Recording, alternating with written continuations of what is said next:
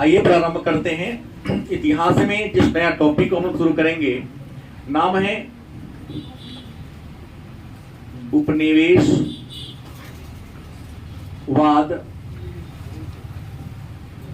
एवं ग्रामीण समाज। टॉपिक का नाम क्या है? उपनिवेशवाद एवं ग्रामीण समाज। बड़ा ही महत्वपूर्ण टॉपिक है। यहां से चाहे वह आपका 12वीं का हो या बीए का हो या प्रतियोगिता परीक्षा का हो, यहां से हर वर्ष 1-2 प्रश्न आते ही हैं। तो उपनिवेशवाद एवं ग्रामीण समाज सरकारी रिपोर्टों के साक्ष्य। सरकारी रिपोर्टों के साक्ष्य। साक्ष्य का मतलब होता है प्रमाण। तो सबसे पहला प्रश्न आपके मन में होगा कि उपनिवेशवाद और ग्रामीण समाज पढ़ा रहे हैं, तो पहला मन में प्रश्न आएगा कि उपनिवेशवाद क्या है। प्रश्न क्या है? उपनिवेशवाद क्या है? परिभाषा को बता रहा हूं, लेकिन आप जान लें उपनिवेशवाद का एक और नाम है। क्या है? तो साम्राज्यवाद। साम्राज्य। उपनिवेशवाद का दूसरा नाम क्या है? साम्राज्यवाद। 2 अंक का प्रश्न कई बार पूछा जाता है। वस्तुनिष्ठ में आता है कि भारत किसका उपनिवेश था या भारत किसका साम्राज्य था। तो बड़ी आसान इसका परिभाषा होगा कि जब कोई शक्तिशाली देश या ताकतवर देश अपने से कमजोर लेकिन प्राकृतिक संसाधनों से परिपूर्ण देश पर अपना अधिकार कर लेता है और वहां के शासन को अपने हाथ में ले लेता है और वहां के संसाधनों को अपने फायदे के लिए दोहन करना शुरू कर देता है, तो उसे क्या कहते हैं? या मतलब आप ये समझो कोई धनी देश है, बहुत धनी और व्यापार के दृष्टिकोण से संपन्न है, और किसी गरीब देश में गया जहां कल कारखाना नहीं लगा हुआ है, वहां गया, अपना सामान बेचना शुरू कर दिया और सामान बेचते बेचते देखा कि हम लोग पढ़ा लिखा नहीं, बुर्बक है, तो वहां के संसाधन को भी लूटना शुरू कर दिया। तो ऐसा सोच वाले देश को हम कहते हैं साम्राज्यवादी देश। इस प्रोसेस का नाम है, प्रक्रिया का नाम है उपनिवेश। इसी को थोड़ा सा अच्छे शब्दों में हमने कहा कि जब कोई ताकतवर देश, जब कोई शक्तिशाली देश अपने से कमजोर लेकिन प्राकृतिक संसाधन से परिपूर्ण देश पर क्या कर लेता है? अधिकार कर लेता है, कब्जा कर लेता है, और वहां के संसाधन को किसके फायदे के लिए? अपने फायदे के लिए प्रयोग करना शुरू कर देता है, तो उसे क्या कहते हैं? या ये 2 अंक का प्रश्न हुआ। फिर आपके मन में प्रश्न होगा, तो भारत हमारा किसका उपनिवेश था? भारत हमारा किसका उपनिवेश था? इंग्लैंड का। इंग्लैंड को हम ब्रिटेन भी कहते हैं। क्या कहते हैं? और शॉर्ट में यूके। तो भारत किस देश का उपनिवेश था? किसका गुलाम था? या यूके का। अब मन में एक प्रश्न होगा, अंग्रेजों ने भारत को आखिर गुलाम क्यों बनाया? अंग्रेजों ने भारत को क्या बनाया? उपनिवेश का होता थोड़ा गिरा हुआ शब्द में गुलाम का होता क्यों बनाया? उपनिवेश थोड़ा स्टैंडर्ड लगता है, कोनो नीमन बात किया होगा है तो यो खराब है। अंग्रेजों ने भारत को उपनिवेश क्यों बनाया, माने अपना गुलाम क्यों बनाया?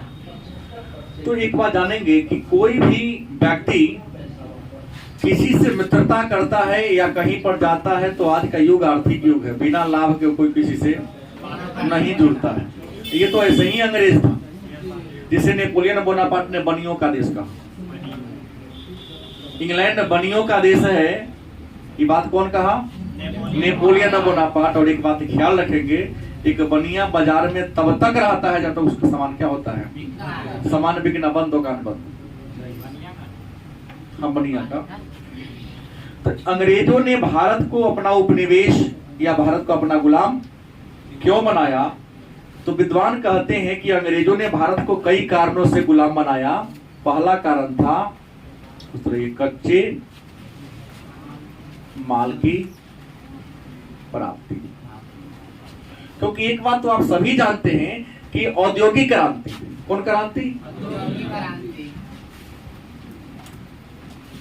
औद्योगिक क्रांति सबसे पहले कौन देश में हुआ? इंग्लैंड में या ब्रिटेन में या यूके में? हाँ नहीं, 1750 के आसपास औद्योगिक क्रांति सबसे पहले किस देश में हुआ? और इंग्लैंड के बाद अगर औद्योगिक क्रांति हुआ किसी देश में तो वो था बेल्जियम। औद्योगिक क्रांति लाने वाला विश्व का दूसरा देश सबसे पहले। अब मन में एक तो प्रश्न में पढ़ ही रहा था, लेकिन इस प्रश्न के सानिध्य में दूसरा प्रश्न उठ गया।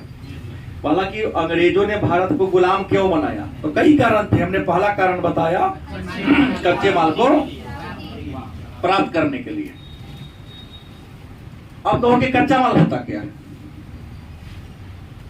कच्चा माल, चीनी खाए हैं आप लोग, मीठा खाए हैं, किससे बनता है?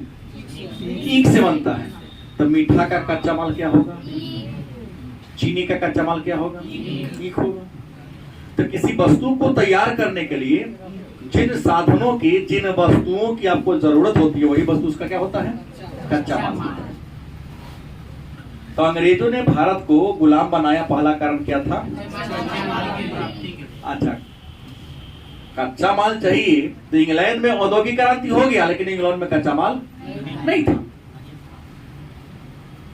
तो कच्चा माल नहीं था, जैसे हम ही कोई काम करते हैं,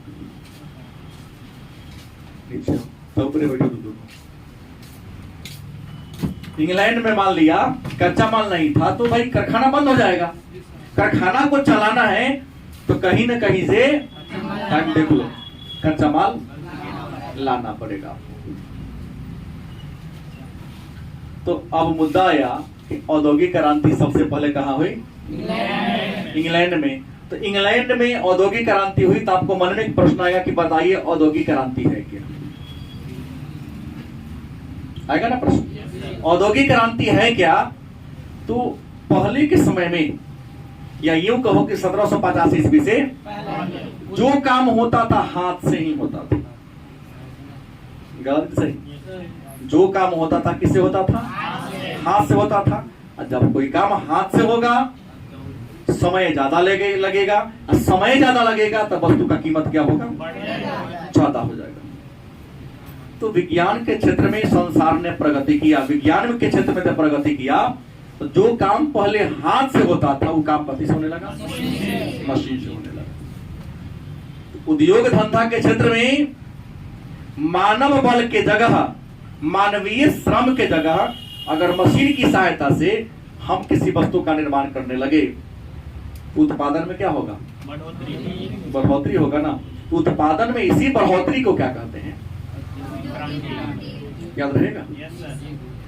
इसको अच्छे शब्दों में लिखने का तरीका हमने तो ऐसे ही समझाने के लिए आपको बोला ऐसे, लेकिन औद्योगिक क्रांति कैसे लिखेंगे? तो आप लिखें क्रांति जिसका मतलब होता है परिवर्तन।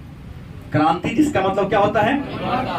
उद्योग धंधा के क्षेत्र में, कल कारखाना के क्षेत्र में उत्पादन में जो आसातीत वृद्धि हुआ, जो अचानक वृद्धि हो गई, उसी वृद्धि को क्या नाम दिया गया?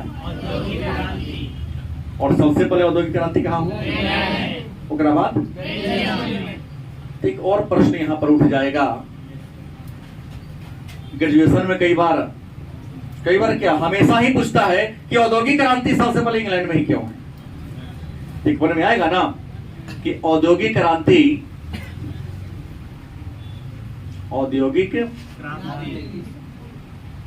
सर्वप्रथम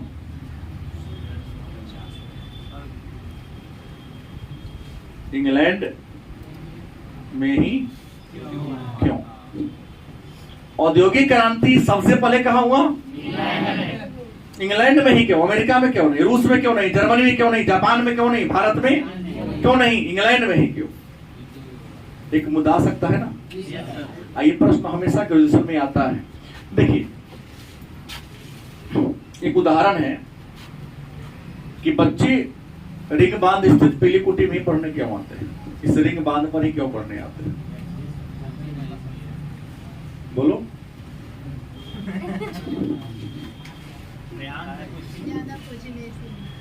ज्यादा कोचिंग होना ये बहुत बड़ी बात नहीं है कि आप जैसन टीचर से पढ़ना चाहते हो उस प्रकार का हर प्रकार का टीचर इस लाइन में मौजूद है, उपस्थित है। हंसाने वाला, खिलाने वाला, डिसिप्लिन में रखने वाला, अनडिसिप्लिन में, सब प्रकार के। तो जौन बच्चा जैसन है टीचर के अपने हिसाब से टीचर को चुन लेता। टीचर बच्चा को नहीं चुनता है, मैं तो बार बार बोलता हूँ, बच्चा ही टीचर को चुनता है। हम तो कई बार बोले, कई लोग कहा कि ये नहीं करते, हमने कहा जो मेरे भाग्य में होगा भाग कर आएगा, भाग में नहीं होगा वो भाग जाएगा, क्योंकि सबको मैं प्राप्त नहीं सकता हूँ। देश की 1 करोड़ आबादी है, सीतापुर में 45 लाख आबादी है, हमारी औकात है इतना पढ़ाने की नहीं। हमारे विचारधारा के बहुत जो होंगे मेरे पास आएंगे, बहुत लोग हैं जिनको मेरी बात पसंद नहीं आती है, डिसिप्लिन भंग करता तो मैं भगा देता हूँ। 87 लाख हो गया। चलिए मुद्दा पर, तो इंग्लैंड में औद्योगिक क्रांति क्यों? एक बार जान लो कि कारखाना को लगाने के लिए सबसे पहले क्या चाहिए? धन। धन माने रुपया। मंगनी में हो जाएगा? नहीं होगा। कारखाना लगाने के लिए पहले क्या चाहिए? रुपया चाहिए। दूसरा क्या चाहिए? कच्चा माल चाहिए। तीसरा क्या चाहिए? ऊर्जा। मशीन चलेगा ऊर्जा से न चलेगा, चाहे बिजली से चलाओ, चाहे सोलर पैनल से चलाओ, या कोयला वाला बिजली से चलाओ, लेकिन चलेगा ना, ऊर्जा चाहिए। उसके बाद क्या चाहिए? यातायात के साधन।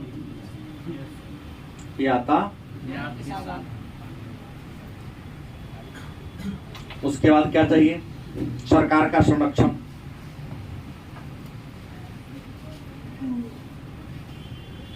सरकार का। उसके बाद क्या चाहिए? बाजार चाहिए। नहीं, इसके बाद सरकारी नीति।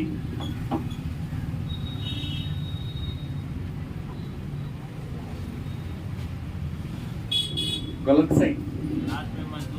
हाँ, बहुत बात तो लग रहा था। एक श्रम। मेरा कहना है कि कारखाना को लगाने के लिए क्या चाहिए? छोटा सा, आपके पापा जी अगर कारखाना खोले होंगे, बड़ा होगा तो ज्यादा लगेगा, छोटा होगा तो कम लगेगा। धन चाहिए। बिना रुपया के कुछ नहीं होता है, क्योंकि लिखाई का में जोड़ा करे बाबू भैया से करे रुपया, तो बिना रुपया के ना कुछ चलेगा। तो पहले धन चाहिए, और धन के बाद जो बनाना है उसको कच्चा माल चाहिए। ऊर्जा माने बिजली चाहिए। यातायात, बढ़िया सड़क रहेगा तब ना कच्चा माल आएगा सीधे कारखाना तक, कारखाना में जो बनेगा सीधे ट्रक पलाद के, रेल पलाद के बाजार में जाएगा। सरकारी संरक्षण। बिहार में कारखाना क्यों नहीं रखते हैं? अपराधी जहां बेलगाम हो वहां क्या लगेगा? कारखाना घोषणा किया किसी कंपनी ने, अमुक जगह लगाऊंगा, किसी का कॉल रात में जाता है, हमारा शेयर 20% होना चाहिए। लगाएगा पूंजी एको को नहीं, 20% होना चाहिए। काहे अपना पूंजी लगा के तुम्हारे रंगदानी देने जाएगा वो? दिल्ली में, मुंबई में, कोलकाता में काहे उद्योग ज्यादा है? वहां अपराधीकरण ऐसा नहीं है, लेकिन यहाँ मेहनत करना चाहता नहीं है, दूसरे के कमाई पर हाँ जबरदस्ती शेयर लेना। अन्य छोड़ो ना, हमारे नहीं कहूंगा। सरकार का संरक्षण यहाँ नहीं है। सरकार कितनों करेगी, सरकार नहीं दे, उसका बाजार चाहिए, क्योंकि कारखाना में जो सामान बनेगा उसको बेचने के लिए क्या चाहिए? बाजार उस स्थान को कहते हैं जहां पर खरीदने वाले बेचने वाले इकट्ठा होते हैं और आपसी मोल जोल के द्वारा, देहाती शब्द है, इसी को अच्छे शब्द में कहेंगे प्रतियोगिता के द्वारा, प्रतिस्पर्धा के द्वारा वस्तु की कीमत को तय करते हैं, उसको कहते हैं बाजार चाहिए। सरकार का नीति, सरकार की नीति अगर उदारवादी होगा तो व्यापार का विकास होगा, उद्योग का विकास होगा, और दबाने वाली नीति होगी तो व्यापार का विकास। और लेबर, कारखाना को चलाने के लिए, मशीन को चलाने के लिए, मशीन में कच्चा माल डालने के लिए क्या चाहिए? अच्छा, ये सारा चीज केकरा पास था? क्योंकि कहा जाता है कि अंग्रेजों के राज में सूरज डूबता ही नहीं। इंडिया तो बाद में गुलाम बना, 350 साल तक अमेरिका को गुलाम बना के रखा था, कनाडा को गुलाम बना के रखा था। गलत सही? अंग्रेजों के राज में कभी सूरज डूबता, मतलब धरती पर 7 को महाद्वीप है, 7 महाद्वीप के अधिकांश राज्य पर, अधिकांश देश पर उसका गुलाम माने साम्राज्य था ही। आज इंडिया में रात हो गया तो अमेरिका में दिन है, कहीं ना कहीं तो सूरज दिखाई दे रहा है। और आज इंग्लैंड को डूबते हुए सूरज का देश कहते हैं, का दिन में खत्म हो जाएगा। तो अमेरिका कंगाली में जा रहा है। बात हुआ है कि दुनिया में सबसे ज्यादा कर्जदार देश अमेरिका ही हो गया है, पहले भी था लेकिन अब और लोड ज्यादा बढ़ गया, तो डूबना ही है। एक प्रश्न जान लो, दुनिया में सबसे ज्यादा कर्ज किस देश के ऊपर है? अमेरिका के पास। बैंकक्रप्ट अगर स्थिति नहीं कुछ चेंज नहीं किया तो बैंकक्रप्ट होना है कुछ दिनों के बाद। अब आगे के मुद्दा पर मैं चर्चा कर लूं, श्रम। तो इंग्लैंड के पास क्या था? ये सारा चीज, यही कारण था कि औद्योगिक क्रांति सबसे पहले कहां हुई? अब कहिएगा तो एक 2 प्रश्न 3 प्रश्न जान गए कि औद्योगिक क्रांति, अंग्रेजों ने भारत को गुलाम बनाया कच्चे माल को प्राप्त करने के लिए। दूसरा कारण क्या था? दूसरा कारण था निर्मित माल की खपत। निर्मित माल माने का थी वस्तु। इंग्लैंड में औद्योगिक क्रांति हुई तो उसके कारखाना में जो सामान बनता था उस सामान को बेचने के लिए क्या चाहिए था? बाजार चाहिए था। और इंग्लैंड की आबादी उस समय भी कम थी, आज भी क्या है? इंडिया उस समय भी आबादी में आगे था, आज तो नंबर 1 पर चला गया। विश्व का सबसे बड़ा बाजार भारत का बाजार है। अंदर बैठ जाइए तो अच्छा रहेगा, अंदर बैठ जाइए तो अजमल थोड़ा जाकर देख लीजिए। हमने कहा कि भाई आज देखो, कोई देश चाहेगा कि भारत से टक्कर लड़ाई कर ले, सवाल ही नहीं है। नहीं इसलिए लड़ेगा कि उसको सामान बेचना है तो इंडिया में आकर उसको बेचना पड़ेगा, क्योंकि आबादी ज्यादा, डिमांड यहाँ जाता है। हमारे साथ टक्कर खोरोगे, तुम्हारा सामान नहीं खरीदेंगे, सामान नहीं खरीदेंगे तो बर्बाद हो जाएगा तुम्हारा। तो दुनिया का सबसे बड़ा उपभोक्ता भी इंडिया ही है। दुनिया का सबसे बड़ा युवा देश क्या? दुनिया में सबसे तेज गति से आगे बढ़ने वाला भी देश इंडिया है। तो प्रश्न है, इंग्लैंड के कारखाना में जो सामान बनता था उस सामान को बेचने के लिए क्या चाहिए? वही ना, निर्मित माल माने सामान को बेचने के लिए क्या थे? बाजार चाहिए। तो इंडिया को गुलाम बनाएगा तब ना अपन सामान इंडिया में बेचेगा। बिना गुलाम बने लेके ना बेच लेगा। जाओ ना गुदरी बाजार में, बिना पूछले टोकरी रखने देगा, ठेकेदार आएगा फेंक देगा। ठेकेदार से परमिशन लेना पड़ता है कि मैं यहाँ अपना टोकरी रख के सब्जी बेच सकता हूँ क्या? ठीक, हर बाजार में होता है, परमिशन लेना पड़ता, अनुमति लेना पड़ता है। तो निर्मित माल की क्या करने के लिए? खपत करने के लिए इंडिया को गुलाम बनाया। तीसरा कारण की बात करें, ईसाई धर्म का प्रचार, इसको प्रसार भी जोड़ दिया। क्या दिक्कत है? भारत में या तो हिंदू थे, नहीं तो मुसलमान थे, बौद्ध थे या जैन थे या सिख थे, ईसाई। इंग्लैंड का राष्ट्रीय धर्म ईसाई। उसने सोचा कि इंडिया को गुलाम बनाएंगे तो बिजनेस करेंगे, पैसा कमाएंगे, क्या जी, कच्चा माल उठा के ले आएंगे, सब इंडियन को क्या बना देंगे? ईसाई बना देंगे। दुनिया में सबसे बड़ा धर्म आज तो है ये है। सोचा कि पूरा दुनिया में ईसाई धर्म का पताका लहराएगा। तो ये धर्म का प्रचार प्रसार करने के लिए भी गुलाम बनाया। चौथा कारण था प्रतिकूल जलवायु। प्रतिकूल जलवायु। अब कहिएगा ये प्रतिकूल जलवायु का मतलब क्या होता है? प्रतिकूल जलवायु का मायने क्या होता है, मतलब क्या होता है?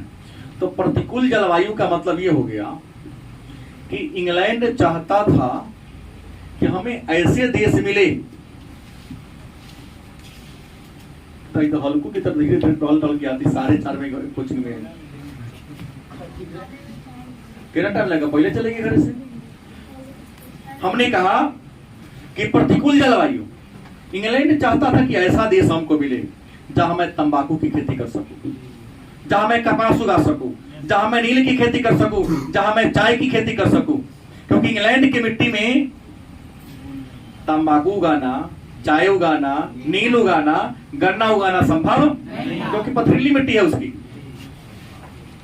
कुछ देश व्यापार ज्यादा क्यों करता है? क्योंकि वहां पर खेती बाड़ी करना संभव। अब सऊदी अरब चाहेगा कि हम वहां खेती बाड़ी करेंगे तो बकरी ही चरा सकता है, तो कारखाना लगा सकता है। भैंसी नहीं पाल सकता क्योंकि भैंस तो ज्यादा खाता है, बकरी कम खाता, भेड़ कम खाता है, काम चल जाता है। हाँ, ऊंट वो एक दिन खा लेगा तो 2-4 दिन रहेगा, पानी कम है 1 दिन पी लेगा 7 दिन रह लेगा। क्लाइमेट के अनुसार ही लोग बिजनेस करता है क्या। तो इंडिया की जलवायु उसके अनुकूल थी, इंग्लैंड की जलवायु व्यापार के प्रतिकूल माने विपरीत थी, इसलिए इंडिया को क्या बना लिया। और 5वां कारण था समृद्धि की लालसा। समृद्धि की लालसा कहने का तात्पर्य है कि भारत पहले था और यूरोप महादेश से पहले इंडिया से भूमि से जुड़ा हुआ था, सड़क मार्ग से जुड़ा हुआ था। लेकिन आप सबको शायद क्लास 10 में पढ़ाया गया होगा कि 1453 ईस्वी में उस्मान तुर्कों ने कस्तुनतुनिया पर कब्जा कर लिया। मतलब कस्तुनतुनिया का पतन कब हुआ? नहीं, तो इस उस्मानों ने क्या कहा, यूरोप वासियों कहा कि तू रास्ता से जाते हो ना, और यहाँ मान लो कस्तुनतुनिया, तो इंग्लैंड इस रास्ता से आता था, क्रॉस करके इंडिया पहुंचता था। कहीं तो कब्जा हमर हो गया, रास्ता पर बाउंड्री घेर दिया कि तुमको हम जाने नहीं देंगे। अब क्या होगा, इंडिया से व्यापार हम करेंगे, तो रास्ता यहाँ ब्लॉक कर दिया। अब खलबली मच गई कि बिजनेस नहीं करेंगे तो आगे बढ़ेंगे कैसे। तो वह कि समुद्र के रास्ता, जब पृथ्वी गोल है और भारत के अगल बगल में भी समुद्र है, तो क्यों ना खोज लिया जाए रास्ता। तो पुर्तगाल का एक नाविक था, नाम क्या था, वास्को डी गामा, गलत है सही, पुर्तगाल का नाविक था वास्को डी गामा, जिसने अटलांटिक महासागर, हिंद महासागर, अरब सागर पार करता हुआ कहां पहुंच गया। तो भारत आने के समुद्री मार्ग की खोज किसने कर दिया, किसने किया, वास्को डी गामा ने कर दिया। कहां का था, भारत कब आया, 17 मई 1498 को आया। 17 मई 1498 को आए। मालूम है, जब यहाँ आए तो कालीकट बंदरगाह पर आए थे। राजा कौन था, जमोरिन। कुछ दिन रहा, भव्य स्वागत किया। जब लौटने लगा तो बहुत उपहार दिया कि विदेशी है, जाएगा तो अपना नाम लेगा, गरम मसाला, बहुत सी नाम दिया। भयंकर जबरदस्त बनिया था, जितना सामान मिला था ना सब जाकर अपना देश में क्या कर लिया। लुटेरा भी था, लुटेरा तो जबरदस्त लुटेरा थे। तो समुद्र में चल रहा है बिना नाव पर 2-4 आदमी के साथ, क्योंकि पहले समुद्र में डकैती होता था, आज हाईवे पर डकैती होता है ना, पहले समुद्र में डकैती होता था, उसको जल दस्यु कहा जाता था। लुटेरा तो था ही, लेकिन रास्ता खोज दिया, फेमस हो गया। इंडिया के राजा ने जितना इसको इनाम दिया था, पुरस्कार दिया था, गया अपना पुर्तगाल में क्या किया, खर्चा वर्चा काट के 60 गुना लाभ हुआ। आने जाने का पूरा खर्चा पानी क्या कर दिया, कितना फायदा हुआ, 60 गुना ज्यादा लाभ हुआ। इस बात की जानकारी इंग्लैंड को मिल गई कि इंडिया के लोग बराबर हुआ नहीं। और ऐसे भी जानते, भारत सोने की चिड़िया थी। ये सोचा कि इंडिया में जाएंगे, बिजनेस करेंगे, तुरंत माला माल हो जाएंगे। नहीं, जैसे मैट्रिक पास करने वाले आप लोग, जैसे नौजवान मैट्रिक पास किया, बाप महतारी से क्या क्या लड़ लिया, रूस पे चला गया, कहाँ, दिल्ली, तुरंत करोड़पति होकर चला भाई। और नहीं तो भाई नेटवर्किंग मार्केट है ना, अभी लोग तो फंसाता है।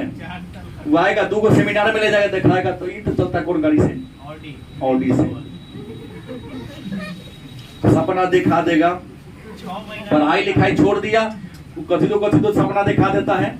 बेचारा दिन भर कुत्ता के तरह रोड पर बुगाता है। जब 2 साल मेहनत करेगा, पॉकेट में पहले 100 रुपए आता था, 10 रुपया के लिए आदत हो गया। घर से खा के गया है, घर ही आके खाएगा, क्योंकि होटल में खाएगा तो काम चलेगा, नहीं तो फिर कंपनी को तिलांजलि दे देता है। नेटवर्किंग, हम भाई कई बार हमसे पूछना जुड़िएगा, हमको लिए बड़का मकड़ा है क्या छोटका है, बड़का है। नेटवर्किंग में होता है कि जाल होता है, जो बीच वाला मकड़ा होगा ना, सबका खून चूस के वही खाएगा, पाछे वाला अपना अपने को बराबर करते करते रह जाएगा, जीवन में कहीं आगे कमा के चल गया। अंग्रेज सोचा कि बहुत फायदा कमाए, चलो इंडिया को गुलाम बना लेते हैं। हाँ, वही किया। इंडिया आया क्या बनकर, व्यापारी बनकर आया। पर भारत के लोगों में क्या देखा, कमी देखा, भारत को क्या बना लिया। तो प्रश्न है कि 5-6 प्रश्न हमने पढ़ा। पहला, उपनिवेशवाद क्या है। दूसरा, औद्योगिक क्रांति क्या है। औद्योगिक क्रांति इंग्लैंड में ही क्यों हुई और अंग्रेजों ने भारत को गुलाम। अब एक और प्रश्न हो सकता है कि आखिर औद्योगिक क्रांति उपनिवेशवाद को जन्म दिया कैसे। कुछ विद्वान कहते हैं कि यदि इंग्लैंड में औद्योगिक क्रांति नहीं होती तो भारत इंग्लैंड का गुलाम नहीं होता। बात सही कहता है। इंग्लैंड में यदि औद्योगिक क्रांति नहीं होती तो भारत इंग्लैंड का गुलाम नहीं होता। तो एक प्रश्न यहां पर आ गया, औद्योगिक क्रांति के कारण भारत इंग्लैंड का क्या बना, उपनिवेश चाहे गुलाम बना। तो औद्योगिक क्रांति ने साम्राज्यवाद को जन्म दिया कैसे, इस कहानी को जान लिया जाए। तो हमने जस्ट कुछ देर पहले आपको कहा कि औद्योगिक क्रांति सबसे पहले कहां हुई, इंग्लैंड में औद्योगिक क्रांति हुई। और जब मशीन से कोई सामान बनता है तो कम समय में कम लागत में बहुत ज्यादा उत्पादन हो जाता है। इंग्लैंड में औद्योगिक क्रांति हो गई, उत्पादन बहुत ज्यादा होगा। और इकोनॉमिक्स का रूल कहता है कि जब बाजार में किसी वस्तु की उपलब्धता बढ़ जाती है तो वस्तु का कीमत गलत कि सही। जैसे 15 दिन पहले या 20 दिन पहले 100 रुपया में एक किलो आम, आज 100 में 2.5 किलो आम दे रहा है। हाँ, थोड़ा मोड़ा इन्हें उन्हें करेगा तो 3 किलो दे देगा वो।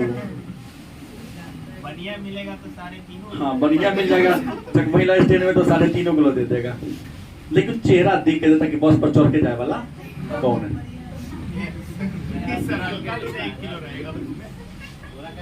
हमने कहा कि इंग्लैंड ने भारत को गुलाम कैसे बना लिया। तो जब इंग्लैंड में औद्योगिक क्रांति हो गई तो इंग्लैंड के जितना भी बड़का बड़का बिजनेसमैन था इंग्लैंड के महारानी के पास गया। और इंग्लैंड की जो महारानी थी उस समय उसका नाम था एलिजाबेथ। देखो, एलिजाबेथ रियल में नाम नहीं है, ये पदवी है, नाम तो बहुत बड़ा है। एलिजाबेथ के पास गया सारा बिजनेसमैन और महारानी से कहा कि देखिए हम लोग सामान बनाते हैं लेकिन सामान इतना ज्यादा बन गया है और भाव जितना पूंजी लगा है उतना हमको फायदा, आप हमको परमिशन दीजिए ताकि मैं दूसरे देश में जाके क्या कर सकूं। क्योंकि आप बिना सरकार के परमिशन के किसी अन्य देश में नहीं जा सकते। जो भी तुम्हारे गांव का या तुम्हारे परिवार के विदेश में जाता होगा तो दो बात उसके मुंह से सुनते होइएगा, वीजा और पासपोर्ट। क्या पासपोर्ट क्या है? तो पासपोर्ट, आप भारत के नागरिक है तो भारत के नागरिक होने का प्रमाण पत्र है। क्या है? प्रमाण पत्र है कि हम इंडियन हैं। हमारी पूरी जो बायोडाटा है इसके अंदर जो चिप लगा उस पर जुड़ा हुआ है। और जिस देश में जाना होता है उस देश की सरकार से अनुमति लेना पड़ता है कि मैं आपके देश में आना चाहता हूं, क्या आपकी अनुमति मिल सकती है? सरकार अनुमति दे देगी। उस अनुमति पत्र को कहते वीजा।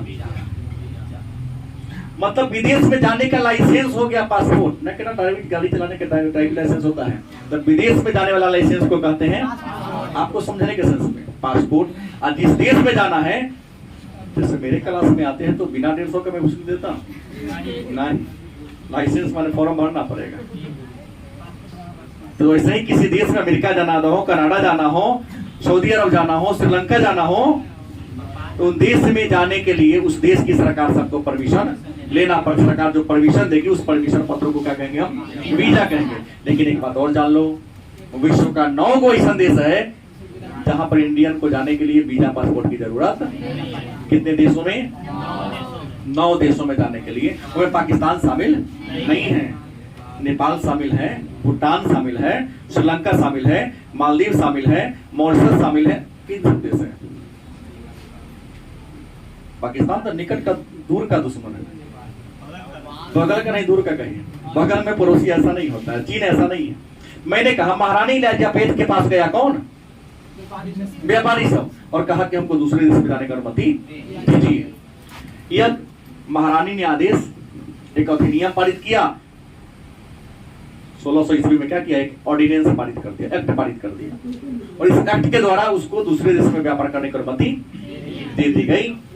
तो उन सभी कंपनी ने, सभी बिजनेसमैन ने मिलकर एक कंपनी खोल दिया विदेश में व्यापार करने के लिए। कंपनी खोला, कै तारीख को?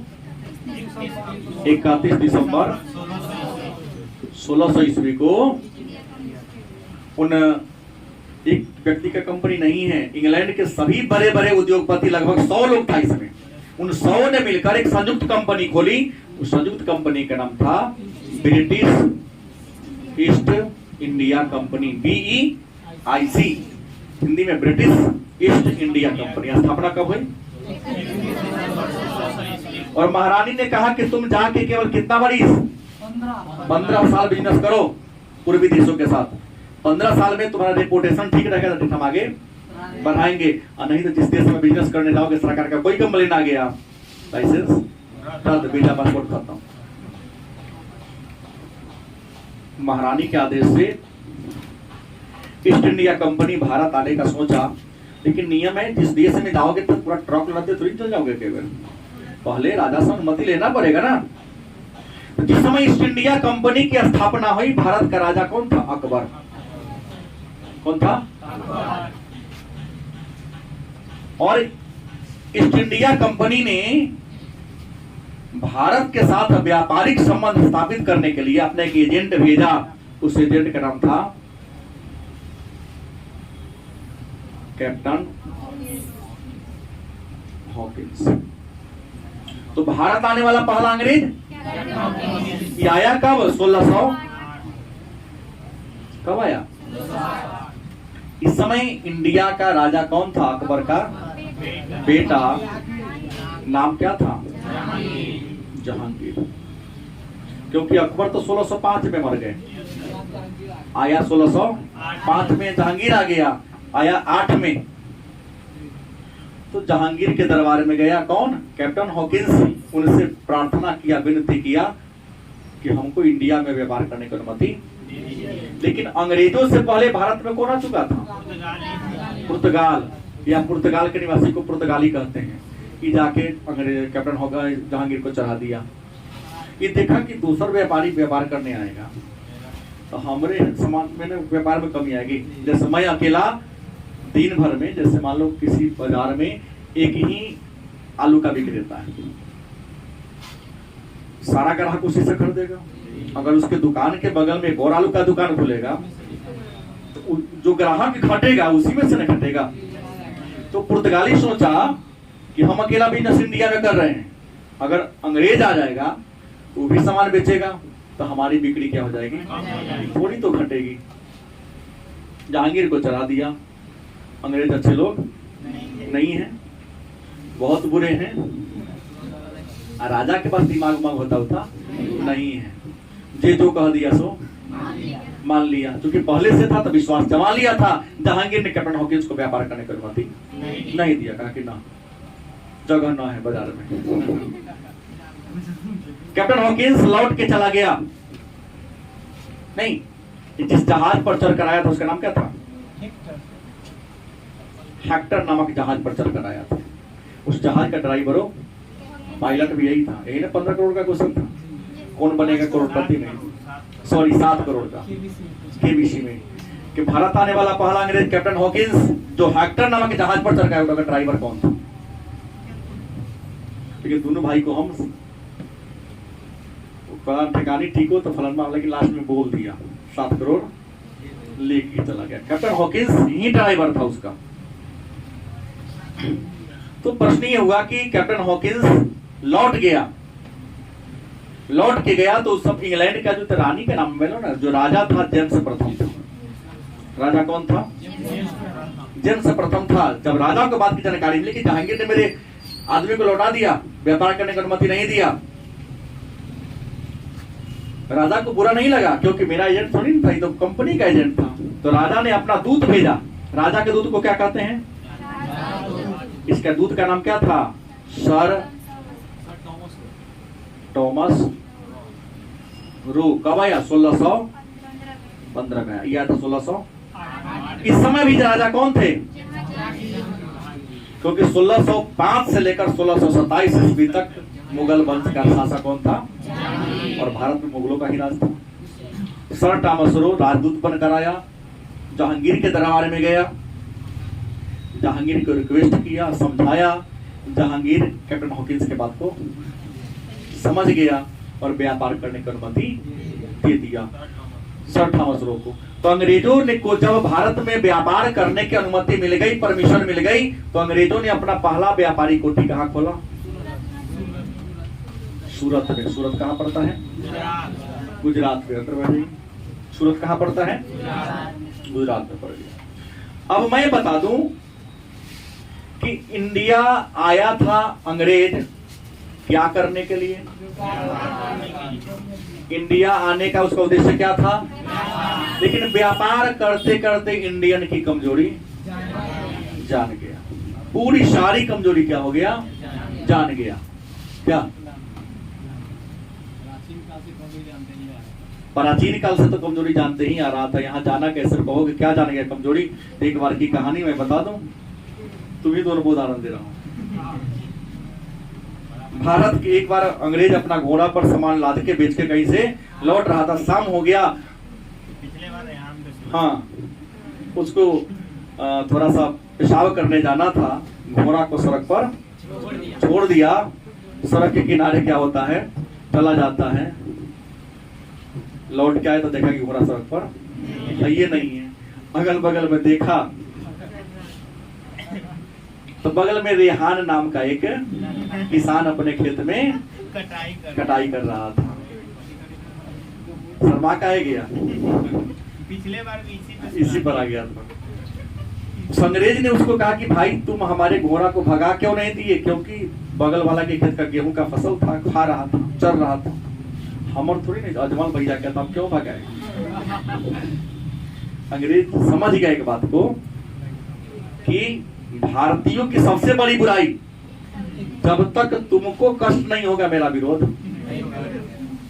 तुमने तू घुसता है 72 को सीट उठाएगा बोगी में, दिखाता है सब लूट के चल जाता है। अगर 72 एक हो जाए तो पूछ देगा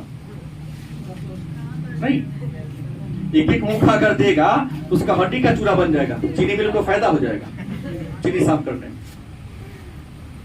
एक बार समूह अगर चोरी करने वाले को पेट दे तो उस गांव में दोबारा चोर नहीं आता है, गांव में बड़ी एकता है। लेकिन जब देखा लूटा है तो इन्हें मुंह घुमा लेगा, जाए दो गालों हमारा से लूटे हम देखे ही नहीं।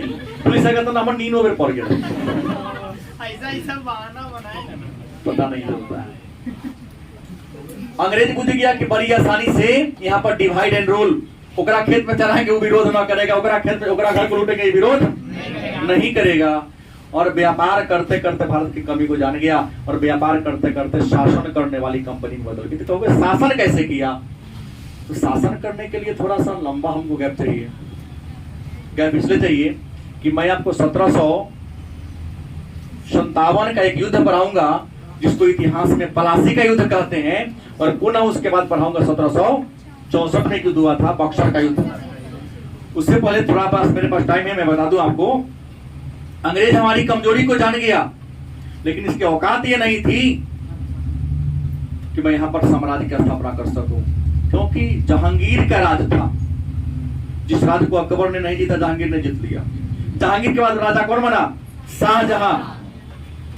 जिन जिन रियासतों को ना अकबर जीता ना जहांगीर जीता, शाहजहां ने जीत के मिला लिया, क्योंकि शाहजहां का मतलब था संसार का राजा। और उसके बाद राजा कौन बना? औरंगजेब। किसकी मजाल है कि उसके राज में उसके आदेश के बिना हवा चल जाए?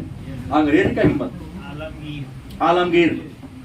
तो ये जो राजा थे बड़ी मजबूत थे राजा, इनके राज्य में किसी विदेशी का चलने मिलने वाला। लेकिन औरंगजेब के मर जाने के बाद जितना भी मुगल वंश के राजा हुआ, आलम से पालम तब रख गया। पर आया हुआ आपको छोटे मुगल, किसी को फर्रुखसियार था, किसी को गणित कायर था, किसी को मोहम्मद शाह रंगीला, अपन विख्यात कुख्यात सब था, सब अपने दरबारी के डर से डरता था। तो मुगल साम्राज्य में औरंगजेब के मरने के बाद उनके जितने भी बड़े बड़े जमींदार थे क्या हो गया? आजाद हो गया। राजा की कमजोरी का फायदा उठाकर आजाद हो गया। छोटे छोटे राज्य में हमारा भारत क्या हो गया? छोटे छोटे रियासत बट गया। जब तक एक रहोगे ना, एकता में बल होता है, और टूटने पर तुम क्या हो जाओगे? कमजोर हो जाओगे। गलती की सही? जैसे देखिएगा, अगर फूल है, माला है, अगर गिर पर रोड पर गिरा हुआ तो उठा के कोई बगल में कर देगा। लेकिन अगर फूल को तोड़ के उसको माला, फूल को अलग अलग कर दो माला से, कौन पैर रख के उस पर नहीं झाड़ू वाला तो पहले झाड़ू को उन्हें भगा देता है, अब माला रहेगा ना तो उठा के नीचे रख देगा, अरे किसी का गिर गया होगा। तो हमेशा प्रयास करना चाहिए थोड़ा सा त्याग होने के बाद भी कि हम में क्या बनी रहे, एकता बनी रहे। तो औरंगजेब के मर जाने के बाद लोगों में राष्ट्रीयता की कमी आ गई नहीं, राज परिवार में फूट पड़ गया, राज परिवार कल्ला का क्या बन गया, अखाड़ा बन गया। इसी का फायदा उठाया और जितना भी छोटे छोटे जमींदार, बड़े बड़े जमींदार थे, अलग अलग स्वतंत्र राज्य की स्थापना कर लिया। इसी में कौन था, बंगाल का अलीवर्दी खान। अलीवर्दी खान राज बना लिया बंगाल में। अपन बेटा था नहीं, उनके मरने के बाद उनका नाती राजा बना सिराजुद्दौला।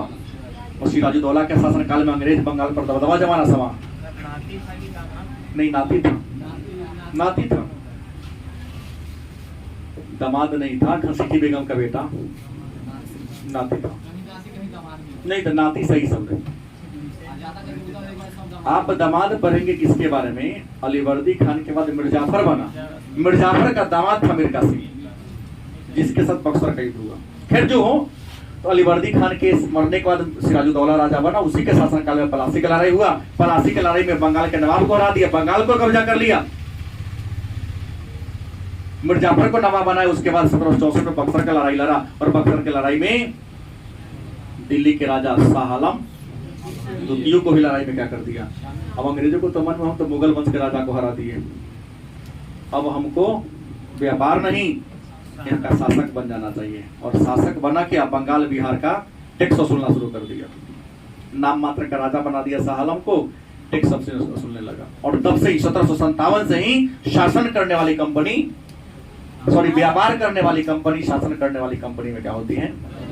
और 1757 से लेकर 1947 तक अर्थात 190 वर्षों तक भारत पर क्या किया, राज किया। लेकिन जैसे जैसे लोगों में शिक्षा आया, एकता आया, राष्ट्रीयता की भावना आई, लोगों ने अंग्रेजों का गुलामगिरी, उसकी चापलूसी करना छोड़ा।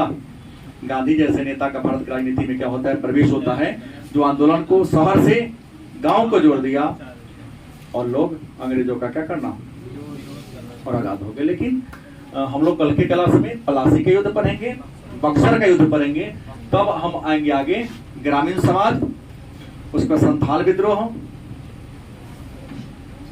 और दक्कन में दंगा को जानेंगे। आज इतना ही रहने।